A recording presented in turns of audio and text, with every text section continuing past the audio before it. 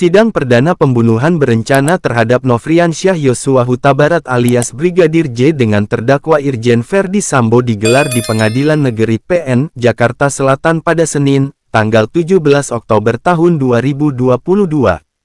Jaksa Penuntut Umum (JPU) dalam dakwaannya mengungkapkan peran penting Sambo dalam kasus tersebut. Dalam surat dakwaan dengan tebal 97 halaman itu, Sambo mendapatkan 2 dakwaan. Pada dakwaan pertama, Jaksa Penuntut Umum (JPU) menjerat mantan Kepala Divisi Profesi dan Pengamanan Polri itu dengan pasal 340 subsidiar pasal 338 junto pasal 55 KUHP.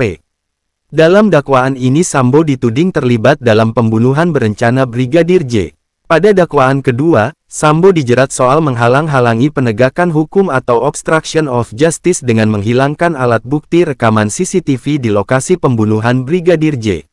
Sambo dijerat dengan pasal 49 subsidiar pasal 48 ayat 1 junto pasal 33 dan 32 ayat 1 Undang-Undang Informasi dan Transaksi Elektronik junto pasal 55 KUHP.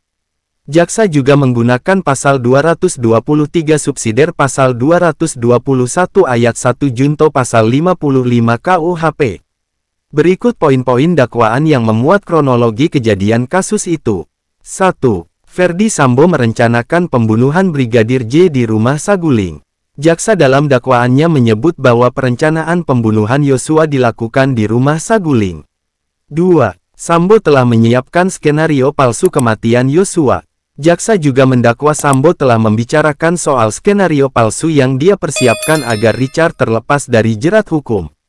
Kepada Richard, Sambo menyatakan bahwa seolah-olah Yosua melakukan pelecehan terhadap Putri Chandrawati, istri Sambo, yang kemudian berteriak.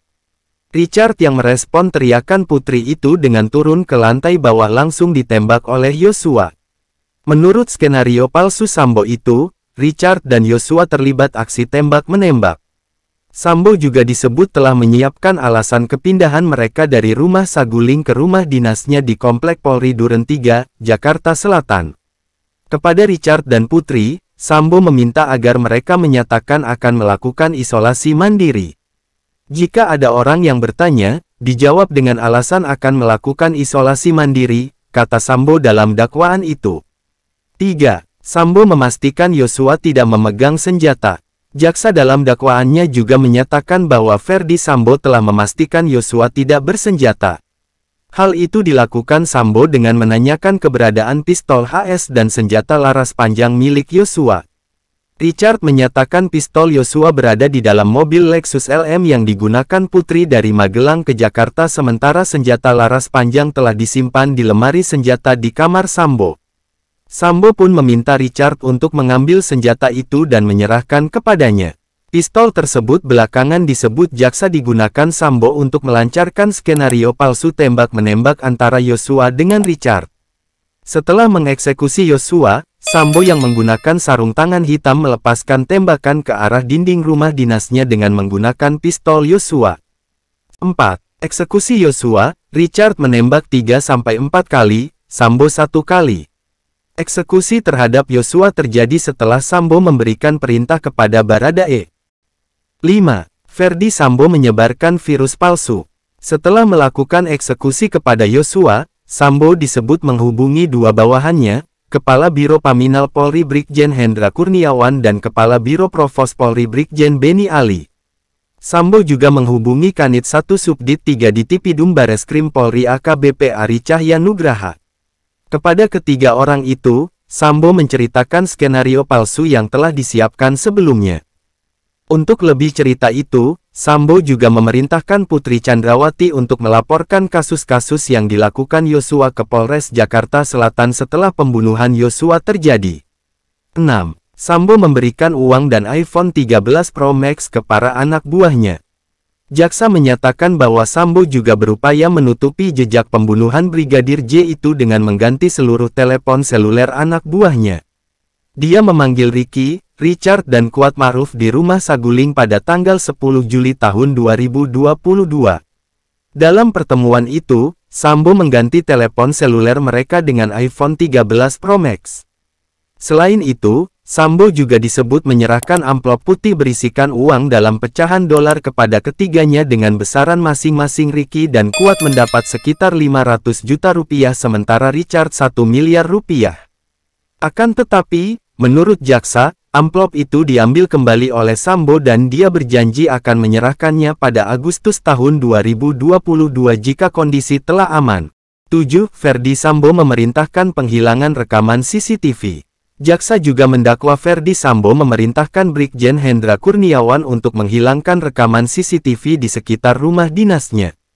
Perintah itu awalnya diberikan pada Sabtu, tanggal 9 Juli tahun 2022, sehari setelah pembunuhan Yosua. Kepada Hendra, Sambo meminta agar pemeriksaan saksi dilakukan di Biro Paminal. Perintah Sambo itu dilaksanakan Hendra dengan memberikan tugas kepada bawahannya, Kombes Agus Nurpatria Adi Purnama. Hendra meminta agar Agus berkoordinasi dengan Ari Cahya Nugraha. Melalui hubungan telepon, Ari yang sedang berada di Bali menyatakan akan memerintahkan anak buahnya, AKP Irfan Widianto, untuk melakukan pengecekan. Silakan aja koordinasi dengan Kaden A. Agus Nurpatria, kata Hendra kepada Ari. Agus dan Irfan lantas mencopot 2 CCTV dari sekitar rumah dinas Sambo beserta digital video recorder atau DVR-nya. Oleh Irfan, DVR tersebut diserahkan kepada Kompol Cuk Putranto.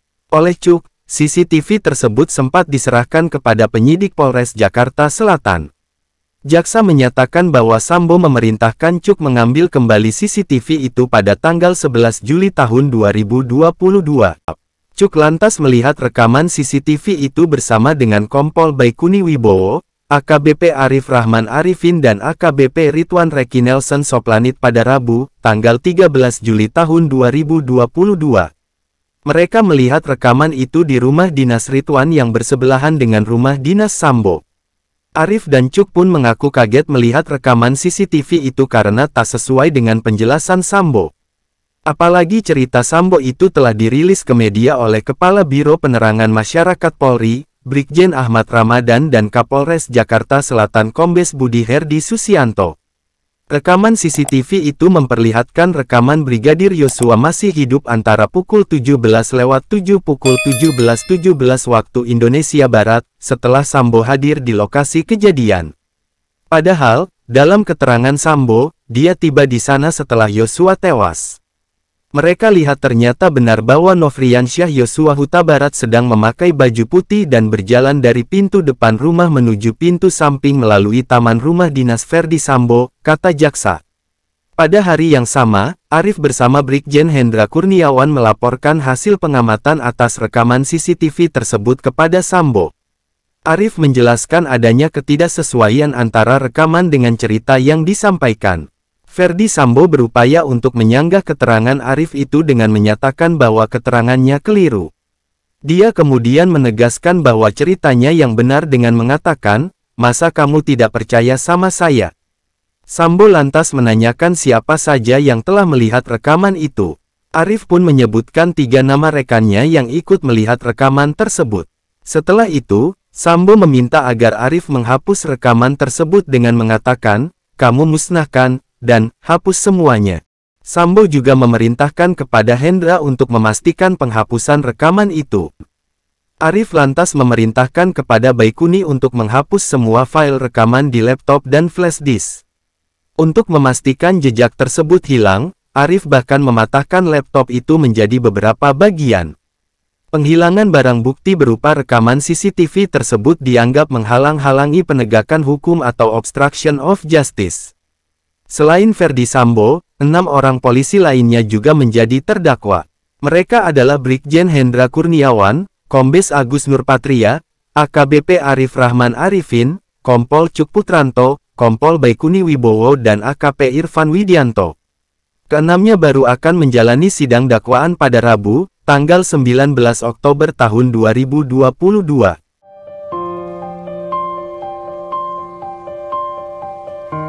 Terima kasih Anda telah menonton video ini. Jangan lupa subscribe, like, komen, dan share ke teman-teman Anda semua. Tidak lupa nyalakan loncengnya, agar Anda selalu mendapat informasi terbaru dari Fajar Populer. Terima kasih.